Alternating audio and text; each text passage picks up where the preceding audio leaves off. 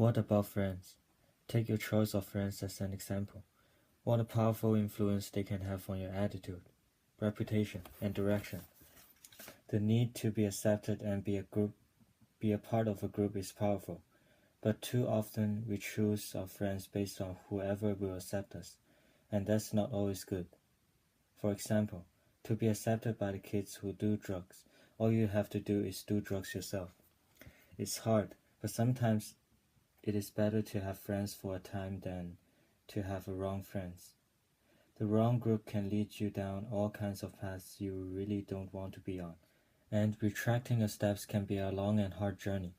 I have a close friend who fortunately had enough common sense to drop his old friends for some new ones, and he shared the followings. The summer before my senior year, I had a really good friend named Jack. The month before school started, he went to Europe and to my surprise came back with a powerful drug named hashish. Neither of us had ever experimented with drugs before. He began to invite me to join him in using this drug with a group of his new friends. He also started the 24 Club, where you could sit in a circle and drink 24 tall bottles of beer, one after another, until they are gone. I knew there was no future in any of it, and that eventually he could self-destruct if he continued using these drugs. However, he had been my best friend since grade school, and I didn't have a lot of other close friends. I didn't want to be a loner, but I also didn't want to end up where I thought Jack was going. I remember finally deciding, sadly, that it was just too risky to hang out with him anymore. And so, my senior year, I had to start over making friends. At first, I felt awkward, didn't fit in, and felt dumb being alone. But after a few months, I made friends with guys who had similar values and were also a lot of fun. My old friend Jack turned into a druggie, barely graduated, and eventually drowned in a swimming pool while intoxicated. It was very sad, but I was grateful I had the guts to stick with the right decision and think long term at a crucial time in my life. If you are having trouble making good friends, remember that your friends don't always have to be your age. I once spoke to a guy who seemed to have very few friends at school, but he did have a grandpa who listened to him and was a great friend.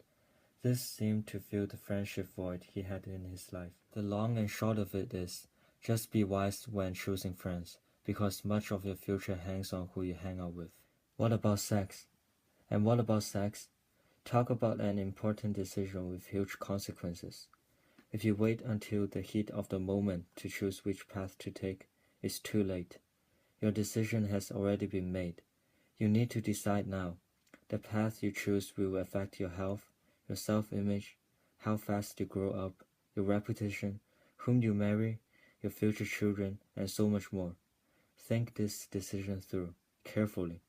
One way to do this is to imagine how you hope to feel on your wedding day. How do you hope your future mate is leading his or her life right now? In a recent poll, going to movies was ranked as the favorite pastime of teens. I love movies, so I'm right there with you. But I'd be careful about the values they promote. The movies lie, especially when it comes to issues like sex. They glamorize sleeping around and having one-night stands without acknowledging the potential risk and consequences. The movies don't show you the life-altering reality of contracting a disease like AIDS or STDs, or becoming pregnant and having to deal with everything that brings with it.